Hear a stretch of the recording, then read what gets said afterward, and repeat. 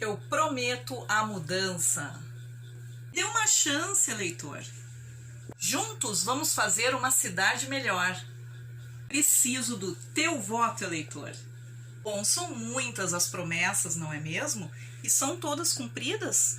O voto é algo que está aqui no Brasil desde que os portugueses mandavam aqui na terrinha. E é algo que tem grande importância. Mas será que sempre foi assim desse jeito? Direto, secreto, com partidos, com esta livre escolha, digamos assim? É o que eu quero te mostrar nessa aula, já te dando um spoiler. O voto é sim muito importante.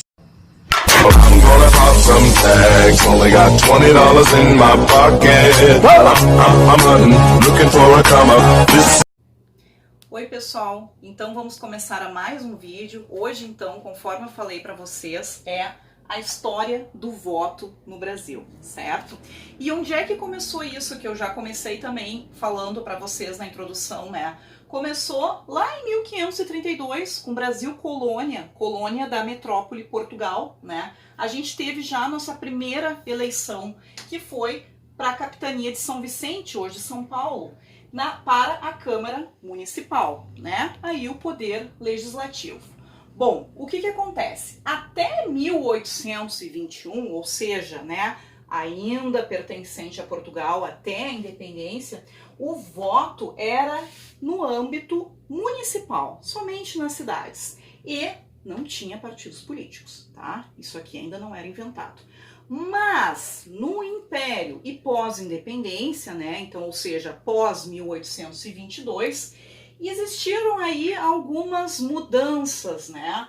Ou seja, voto por procuração. Olha só, até isso já existiu no Brasil. Como assim por procuração? Eu posso dar a procuração para alguém ir lá votar por mim. E outro também muito famoso e muito permanente aqui no Brasil, voto censitário. O que era o voto censitário? Voto por renda. Tu tem grana, tu vota, e quanto mais grana, mais direito ainda. Bem, então, essa questão do voto de acordo com a renda continua também na nossa primeira Constituição, a Constituição de 1824, aquela lá que o Dom Pedro fez, né, falando dos três poderes, mais o poder dele moderador, mas continuava falando do voto de acordo com a renda, né? E ainda foi aprofundado esse mecanismo do voto, né? Entre eleições indiretas e eleições diretas, né? As eleições indiretas, então, ou seja, que não tinha participação do povo, era para a Câmara dos Deputados, Senado e Assembleias Provinciais, né? As províncias, né? Disso que a gente está falando aqui ainda, né? E as diretas eram feitas ainda, pessoal, para o município, câmaras municipais e juízes de paz. Olha só. Só que tinha duas etapas, né? Seria engraçado se não fosse triste, né?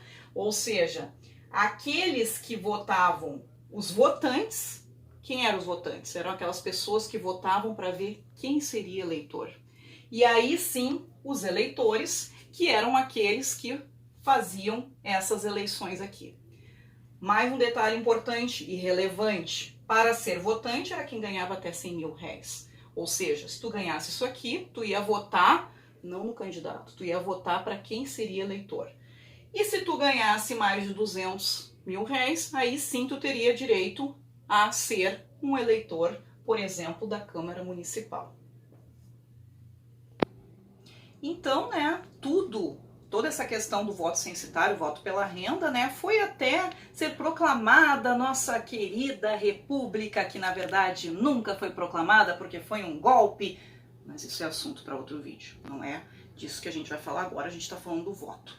Mas enfim, em 1889 até 1930 é aquele período chamado então de República Velha, que é subdividido aí pelos historiadores entre República da Espada e República dos Coronéis, né, com o famoso coronelismo, em que eles tinham total poder político e econômico. E nessa época, então, a gente tem uma prática que foi bem famosa, que é o tal do voto a cabresto. né? Voto a cabresto, né? Cabresto, aquela expressão do meio rural, né? Levar os animais ali a cabresto, né? Era mais ou menos como se levava, era mais ou menos não, era como se levava o eleitor, né? Aquela questão de que o voto não era secreto, né? Então se dominava essa questão toda de quem seria eleito ou quem não seria eleito, né? Através do voto a cabresto, através de promessas, né? O voto não era secreto, então era muito fácil de saber em quem o eleitor estava votando, né? Era uma obrigação. Se não votasse em quem eles queriam, os coronéis no caso, sofria consequências, né? Então, por isso que teve essa dominação tão forte aqui, tá?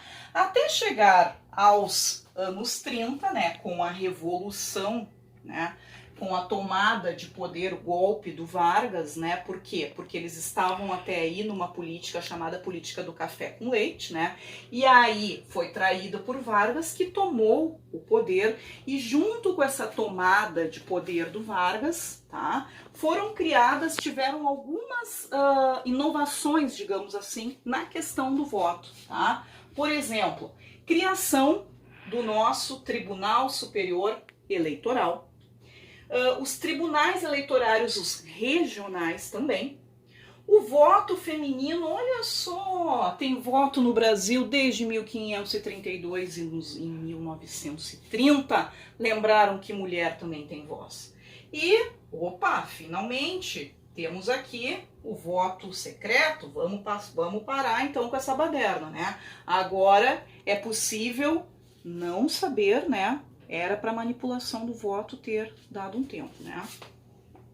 Bem, então, apesar dessas conquistas todas, né, em 38 a gente já tem aqui a instituição do Estado Novo, né, de novo com o Vargas, sem eleições democráticas, tá? Foi sim a ditadura do Estado Novo. Nós só temos eleições de 45 a 64, ufa, finalmente, voto secreto, Tribunal Regional Eleitoral, as mulheres puderam votar, foi neste período aqui, pessoal, tá? Até que tudo parecia, né, que ia andar, essa questão do voto no Brasil, chega a chamada ditadura militar, tá? Não foi revolução, foi golpe e dos brabos, e aí os militares, sim, sempre eles, tomam o poder. Durante mais de 20 anos não houve eleição direta, ou seja, o povo nas urnas, para presidente. Ao contrário do que muita gente pensa, não é que não teve eleição total, porque houve sim eleição para o legislativo, tá? Mas aqui com uma questão bem peculiar, né? O que tinha aqui, de acordo com o ato institucional número 2, era o bipartidarismo. Em que consiste isso? Apenas 2 partidos, Arena e MDB. Só tinha essas 2 opções e para o poder legislativo, né? Ou seja, não tinha para presidente, para governadores, nada disso. Então esse aqui foi um longo período de escuridão no Brasil para a história do voto. Bom, gente, então, depois desse tempo todo aqui sem o brasileiro votar, teve o grande movimento de diretas já com o povo na rua, tá? Em que foi eleito, então, José Sarney foi eleito como vice do Tancredo Neves, né? O que aconteceu, né? Um grande azarão aqui no Brasil, né? Depois de tanto tempo sem votar, foi eleito, então, Tancredo Neves, mas o Tancredo veio a falecer e quem assumiu, então, né, o nosso, digamos assim, primeiro presidente da eleição direta, depois de tanto tempo sem voto, foi o José Sarney, foi assim considerado.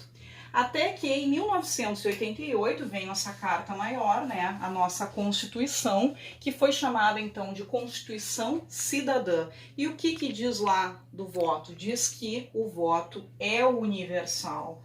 Todos podem votar, ao contrário do passado, em que que mulheres não votavam, pessoas analfabetas não votavam, pessoas que não tinham renda suficiente não votavam. Não, agora o voto é universal e tem que ser secreto, tá? Somente em 96 é que foram colocadas então as urnas eletrônicas, mas desde aqui tinha cédula, se escrevia, né, o seu voto, o voto era secreto. Um grande avanço, tá? Mais do que isso, o que essa Constituição diz? Que o voto é facultativo, ou seja, não é obrigatório para pessoas com 16 e 17 anos, ele vem a ser obrigatório a partir dos 18, idosos com mais de 70 anos e analfabetos. Tá? O que a gente tem no nosso país, né, atualmente, já que a Constituição, apesar de ter várias emendas, ainda é a mesma, né? Continuamos, voto universal, certo? Independente da renda, independente da raça, independente da religião. Ou seja, o voto é para todos. Isso é um grande avanço, né? Temos vários partidos, qualquer partido pode começar, pode se candidatar, tá? Então, assim, isso as pessoas às vezes acham assim, nossa, isso é uma coisa que dificulta, tem esse monte de partido, esse monte... Não, pessoal, isso é a democracia, isso é a liberdade de expressão. Que bom enquanto nós tivermos escolha de partidos, escolha de candidatos, em que o Congresso Nacional, por mais difícil, por mais corrupção que haja, que claro que isso não é bom, ele esteja lá em pé. No momento em que não há partidos políticos, no momento em que não há o voto universal, no momento em que não há Congresso Nacional, aí começamos uma ditadura. E aí a situação certamente se agrava. E sabe aquele papo que as pessoas muitas vezes dizem sobre o teu voto branco, nulo? Ah, se eu votar nulo vai para a legenda do partido. Ah, se eu votar em branco vai... Enfim, eu já ouvi várias frases que eu nem saberia reproduzir todas aqui. Não é verdade, pessoal. O que vale é o que está lá na Constituição, tá? É eleito o candidato que obtiver a maioria dos votos válidos, excluídos brancos e nulos. Então, para onde é que vai brancos e nulos? Não é para partido nenhum, não vai para candidato nenhum, vai para estatística, para porcentagem. Então, o que realmente vale são os votos válidos, aquela na urna lá quando a gente marca no candidato da gente, certo? Bom, pessoal, então eu espero que vocês tenham gostado do vídeo de hoje. Se vocês gostaram, dá um like aí, manda para os teus amigos, já sabe como é que é o final, né? Se não gosta, manda aí para os teus inimigos, né? Faz um comentário, alguma pergunta. Isso foi, na verdade, um resumão, né? Que pegou vários períodos aqui da nossa história, mas o foco aqui foi o voto.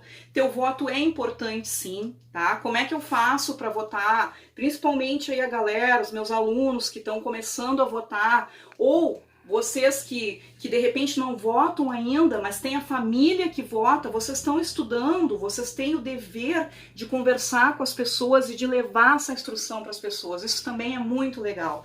Pessoal, hoje a gente tem internet e uma coisa que é mais ou menos popular a todo mundo, dá um Google no teu candidato, ou seja, coloca, tu tem interesse naquele candidato, tu acha assim, ele parece uma pessoa, né, legal, parece uma pessoa, então não vota simplesmente achando o santinho no chão e vendo assim, vou votar nesse mesmo porque todo mundo é igual, tudo é corrupto. Não é verdade, pessoal. Em todas as profissões há pessoas corruptas e não corruptas. Então coloca lá, por exemplo, o nome do teu candidato no Google e vê o que esse cara fez.